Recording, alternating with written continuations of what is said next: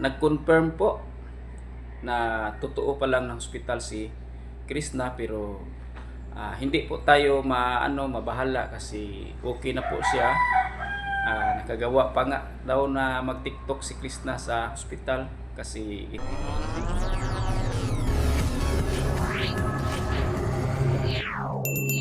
Hello mga idol, magandang araw po sa inyo. Kumusta po ang ating mga Peking Koreana supporters at ating mga PB Team supporters, no? Lalo na kay Sir Paul na mga supporters at ang aking mga subscriber at viewers dito sa Pinas at sa ibang bansa, lalo na mga OFW, mga nanirahan na po sa ibang bansa. Magandang araw po sa inyo.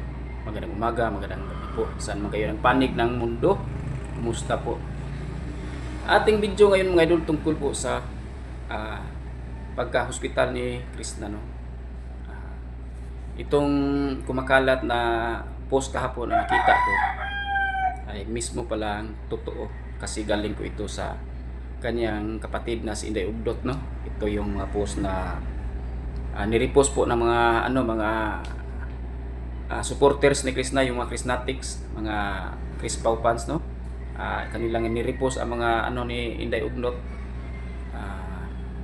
Tapos may isang kapwa natin na reactor na nag-confirm po na totoo pa lang ng hospital si Krishna, pero hindi po tayo mabahala kasi okay na po siya.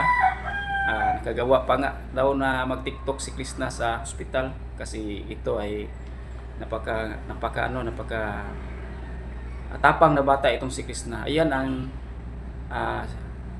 nakita nating video sa ating kapatid na reactor, no? Na shout out diyan idol, kumukuha lang po ako na maliit na sa iyo clip sa iyo ang video. Walang nag-aalala na wala siyang upload or what, ayun nga, na nagpahinga ang ating Peking Koreana sa ospital. Oo, ayoko naman din mag-announce na galing sa akin na wala pa silang naipopost. Ayan, no? So yan ang video niya. So galing sa kanya ang ating confirmation na totoo pa lang ng hospital si Krishna, at saka alam na niya na na hospital si Krishna, pero hindi po siya nag-post kaagad, hindi po siya nag-content kasi respect to the family of Krishna, no? Lalo na sa kanyang mga kapatid at kanyang magulang. Totoo pala, so pray natin si Krishna mga idol na maging okay siya. Sana po makarecover siya kaagad kasi yung sakit niya ay ulcer. Mawala naman po ang ulcer, ma-cure naman po pag iwasan natin ang mga bawal, no? Katulad ng mga maasim na pagkain, soft drinks at saka kape. Yun ang pinaka-importante, maiwasan natin kasi kontra yun sa sa ulcer. So get well soon, Inday Krishna, no? Sana po gumaling ka kaagad para makapag-vlog naman kasi ang mga fans mo ay naghihintay na sa inyo, at saka namimiss ka na nila, namimiss ka namin. Kasi yung pagpatawa, yung makwilang mga kwento, yung mga sira-sira na mga video mo, yung mga dyan, mga kumbaga ba sa Bisaya dito sa amin, hindi ako kasi masyadong marunong magtagalog mga idol kasi Bisaya ako. Kumbaga sa amin ba na pagka-istorya ay ang imong mga binuang nga mga istorya, imong mga siraol ka kasi sabi mo, yun ang aming namimiss sa iyo. So sana po Get Wilson na ma-okay ang lahat, at pray po kami, lalo na ang yung mga fans, ang mga Krishnatic, mga supporters, panawagan natin na ipag-pray natin si Inday Krishna, no? Kasi namimiss po natin ang bata. Wala na po siyang upload, tapos may may goal pa siya sa kanyang buhay, at saka nagpatayo siya ng farmhouse. So na timing, no, na nagpatayo siya ng farmhouse at nagkasakit po siya.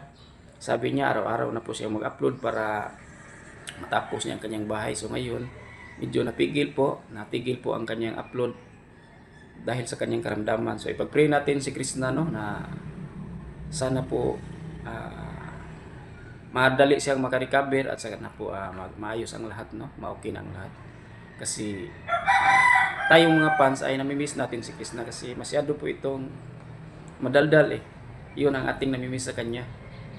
Sira-sira talaga ito si Krishna sa kanyang mga vlog. Marami siyang mga patawa. So namimiss talaga ng mga fans, di ba mga idol? So ay pag-pray natin, yun lang ang ating magawa kasi hindi po natin kilala sa personal si Krishna. Hindi natin siya mapuntahan sa kanila, hindi natin madalaw sa ospital. So ipag-pray lang po natin siya na okay na po ang lahat. Sabi naman po ng kanyang kapatid na okay na po si Krishna at saka baka gawas na sila or ma-discharge na sila ngayon na araw. Yun ang sabi niya, no?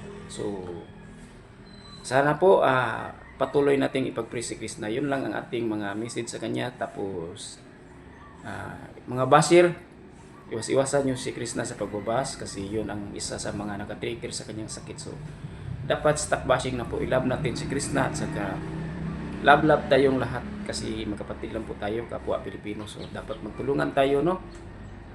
Hindi na po natin iba si Krishna para mabawasan ang kanyang stress sa buhay, no?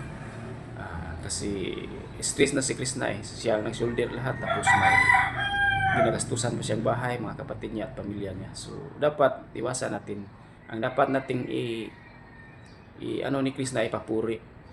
Natin siya i-encourage na mag-vlog kasi bata pa po si Krishna. At yun lang po mga idol, no? At sana po mag-subscribe kayo sa aking YouTube channel, Miltik Romero TV. At sana po ay magpindot kayo ng ring notification para ma-update kayo pag may bago akong upload. Maraming salamat po. God bless po sa lahat.